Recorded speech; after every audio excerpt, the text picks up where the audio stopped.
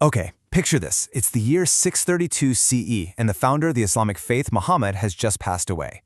Suddenly, the entire community is thrust into this massive crisis. I mean, without their founder, they're literally standing right on the brink of total collapse. Who leads next? How do they even survive? Is the whole community just going to completely shatter? Well, welcome to this explainer. Today, we're looking at exactly how a community on the verge of falling apart didn't just survive, but somehow managed to build one of the largest empires in the world in under 30 years. So let's dive right in. But before we get into the incredible history of how they pulled this off, we kind of need to understand who stepped up to the plate. The community urgently needed new leaders, right? And these leaders were called caliphs, which simply translates to successors. Now, the very first four of these successors are known to history as the Rashidun Caliphs, meaning the rightly guided caliphs.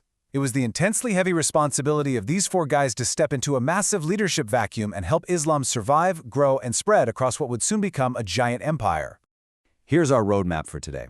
We're going to break this era down into 5 parts: a community in crisis, Abu Bakr reuniting Arabia, Umar conquering and organizing, Uthman unifying the Quran, and finally, the Rashidun legacy.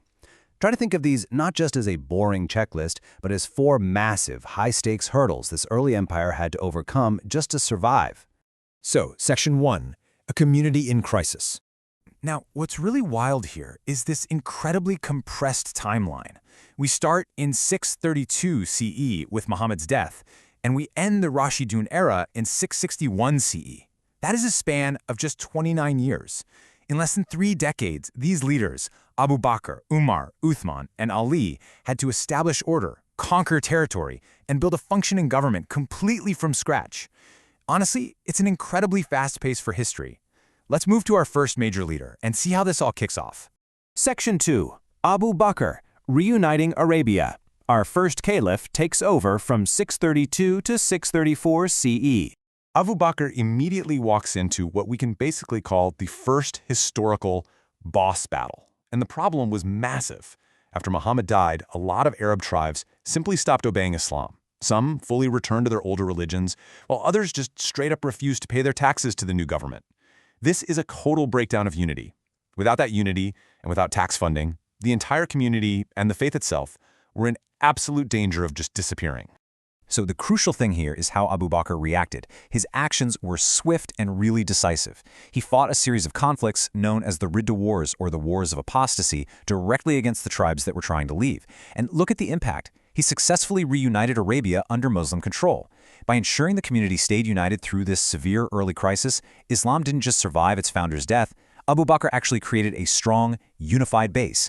And that secure launchpad, absolutely essential for all the future expansion that was about to happen.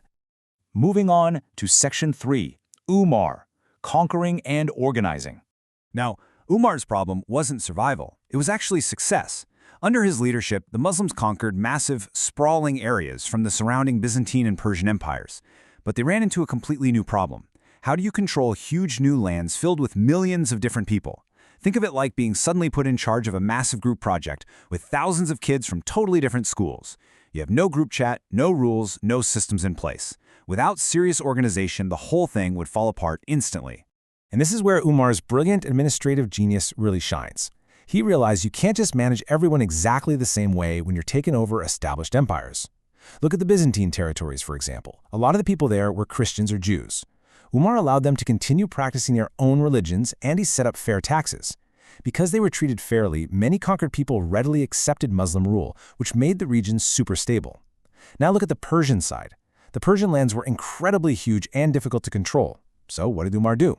He actually kept many of the existing Persian officials in their jobs to help run the empire. He utilized their experience instead of fighting against it. To really understand how Umar pulled this off, let's look at his specific organizational checklist. Number 1, he divided the massive empire into smaller, manageable provinces, putting governors in charge of each. Number 2, like we just mentioned, he kept local officials around to help run the day-to-day government. 3, he invested heavily in improving roads and communication, so trade could flourish and messages could actually travel. And 4, he created formal systems for collecting taxes and actually paying the soldiers.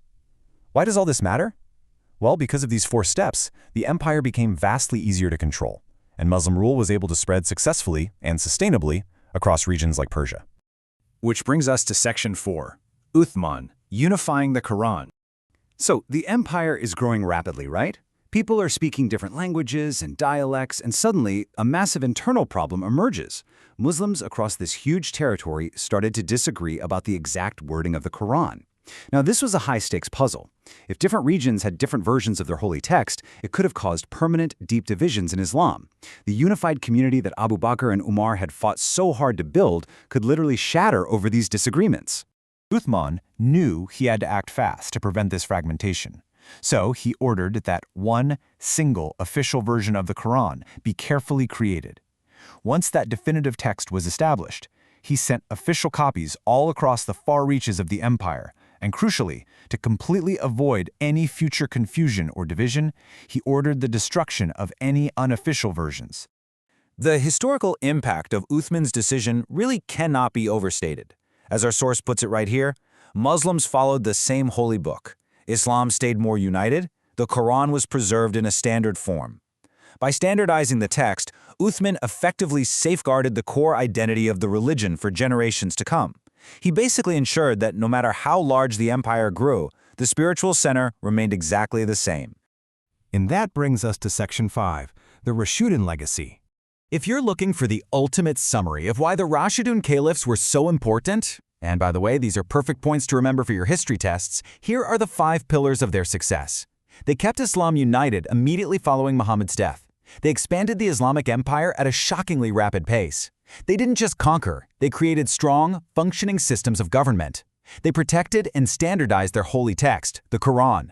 And ultimately, their leadership helped Islam spread far beyond Arabia, moving across the Middle East, North Africa, and beyond. And that brings us right back to the sheer scale of this achievement.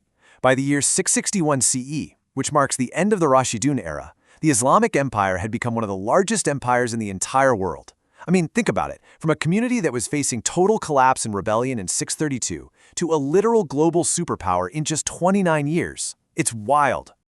I want to leave you with a question to think about as we wrap up this explainer. The Rashidun Caliphs built this massive empire in just 29 years. Based on what we've seen today, from the Ridda Wars to the complex tax and road systems, which do you think was actually their greatest weapon? Was it the sheer might of their armies that conquered the territory? Or was it the brilliance of their administration that actually held it all together? It's a pretty fascinating debate. Thank you so much for joining me to unpack this incredible era of history. Keep questioning, keep analyzing, and I'll see you in the next explainer.